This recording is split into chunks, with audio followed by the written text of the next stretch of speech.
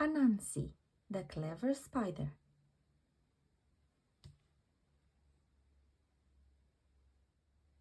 Anansi the spider looked at the world around him and sighed a big sigh. He was a very clever, very wise spider, and he knew a lot about most things. But he wanted to be cleverer and wiser still. "It'll be easy," said Anansi to nobody in particular. "I'll simply gather up all the wonderful knowledge in the world, all the brilliant cleverness, and all the super skills to do everything." First, Anansi had a big problem to solve. "Where am I going to keep all the wisdom and cleverness when I find it?" He thought to himself. "I'll need something very big and very safe to put it in." So Anansi set to work and made an enormous pot especially for the task.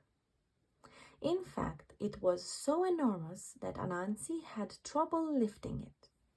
The next day, Anansi set out with his pot in search of every bit of wisdom that he could find. He traveled far and wide and saw lots of wonderful new things. But most importantly, he learned lots too. Every day, Anansi added new things to his big pot of wisdom, and every day his pot became heavier. Finally, there was no space in the pot for anything else, which was just as well because Anansi could hardly lift it. Then he started to worry. "Where can I hide my pot of wisdom to keep it safe?" he thought, looking around and scratching his head with one of his 8 legs. "Will it be safe in a hole in the ground?" he wondered. "No, the rabbits live there." "Maybe it'll be safe in a cave," he pondered. "No, the bats live there." "Or in the forest?" he considered. "No, all kinds of chattering creatures live there." Just as Anansi was running out of ideas, he spotted a thorn tree standing all on its own. Its trunk was covered in huge spikes, and even its leaves were spiky. "Perfect!" shouted Anansi in delight. Using vines to tie his enormous pot to his tummy, Anansi started to climb the tree very slowly. Anansi was so busy struggling with his heavy pot that he didn't notice his son, Nikuma, watching his every move. "What a meal he's making of it," laughed Nikuma to himself. And he was right. Every time Anansi tried to climb the spiky tree, the pot of wisdom slipped and slid, making climbing very difficult indeed. At last, Nikuma could keep quiet no longer. "Hey, Dad!" he shouted. "Tie the pot to your back, not your front. It'll make climbing much easier." Anansi almost fell out of the tree in surprise. "Ouch!" he yelled as he caught hold of a particular big spike. How annoying that Nikuma had spotted him, and how annoying that his idea was such a good idea.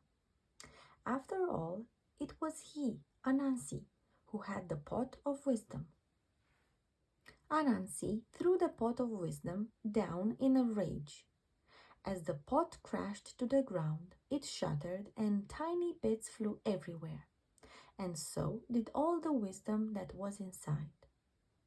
All the knowledge, all the skills, and all the cleverness flew free and up, up, up, into the air, floating away on the breeze. As Anansi and his son watched storm clouds gathered above them, suddenly there was a deafening clap of thunder, and it started to rain. It rained and rained and rained. It rained so hard that the water washed the wisdom out of the air into the land and into the streams and rivers. The rivers of wisdom flowed into the sea, and as the tides went in and out around every bit of land, the wisdom began to spread around the whole wide world. Wow! Was all that Anansi and Tikuma could say as they watched the amazing sight from the very highest, very driest place they could find.